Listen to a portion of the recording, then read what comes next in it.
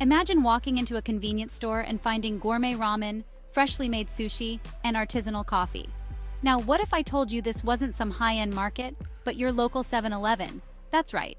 The home of Slurpees and hot dogs is undergoing a massive transformation, and it might just change the way America snacks forever.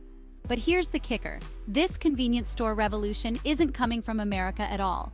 It's being imported straight from Japan. And the story behind it? Well, that's even more fascinating than the food itself.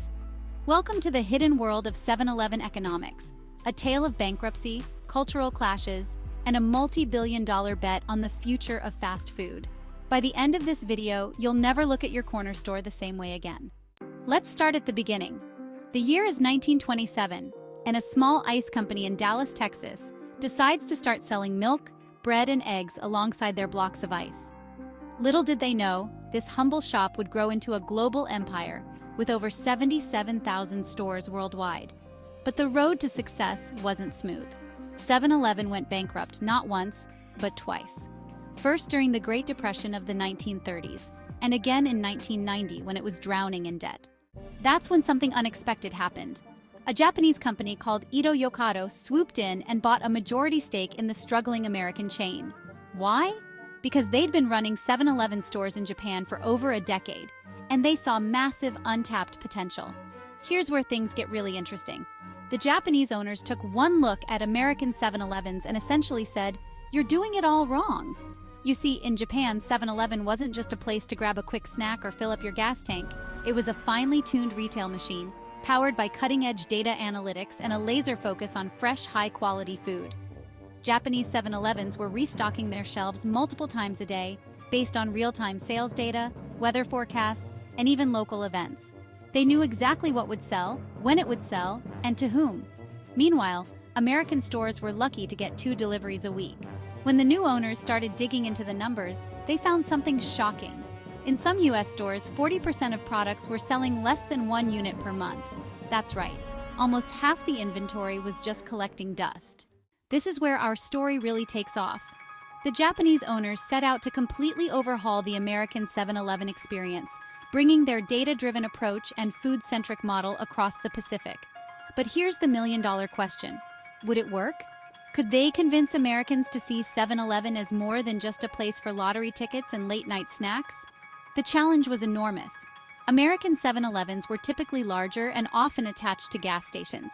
They had a completely different customer base and shopping habits. And let's be honest, the reputation for quality wasn't exactly stellar. To understand just how big this shift is, let's look at some numbers. Last year, 7-Eleven sold a staggering 315 million cups of coffee, 153 million Slurpees, and 99 million slices of pizza in the US alone. That's already big business. But it only accounts for about 24% of their total sales. Now, they're aiming to bump that up to 1/3 of all sales coming from their own branded products, including fresh food. We're talking billions of dollars at stake here. Why the push for food? Simple. The convenience store industry is facing some serious headwinds. Cigarette sales are declining, and with the rise of electric vehicles, gas sales are expected to slow down. Food is the golden ticket, a growing market with higher profit margins. So how exactly is 7-Eleven planning to pull off this food revolution? Well, they're taking a page straight out of their Japanese playbook. First up, distribution. 7-Eleven is upgrading its network of food preparation facilities across the country. They're partnering with Warabeya, a major supplier for 7-Eleven Japan, to build state-of-the-art kitchens that can produce a wider variety of fresh, high-quality meals. We're talking about everything from sushi rolls to gourmet sandwiches, and yes, even that spicy miso ramen I mentioned earlier. The goal is to offer food that rivals restaurant quality, but with the convenience of grabbing it along with your gas or morning coffee. But great food is only half the battle. The real secret weapon? Data. Mountains and mountains of data. 7-Eleven is leveraging its massive loyalty program, 95 million members strong, to understand exactly what customers want, when they want it, and how much they're willing to pay. They're using this information to customize product offerings down to the individual store level.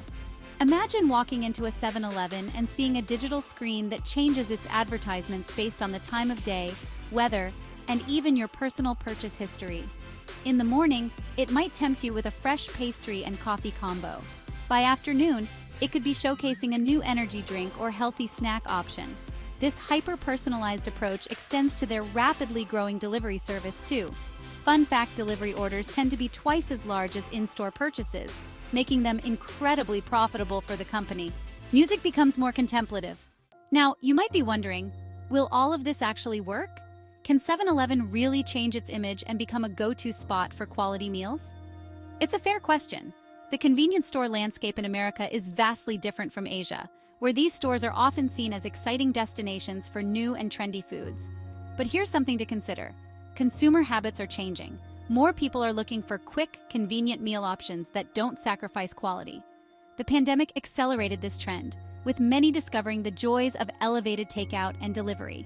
7-Eleven is betting big that they can ride this wave and position themselves as the ultimate convenient food destination.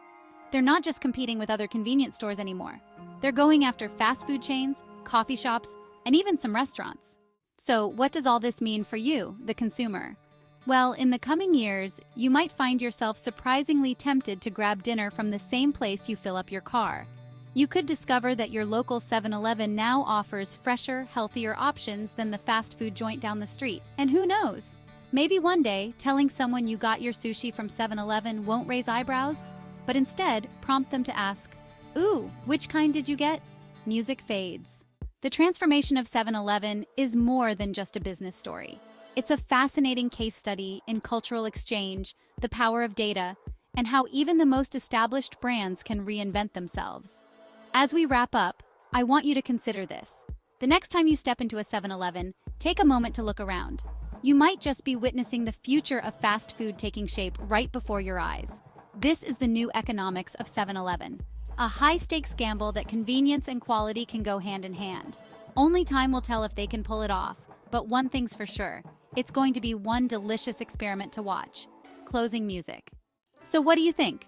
Will 7-Eleven succeed in changing America's snacking habits, or is this ambitious plan doomed to fail? Let me know your thoughts in the comments below. And if you enjoyed this deep dive into the world of convenience store economics, don't forget to like and subscribe for more videos just like this one.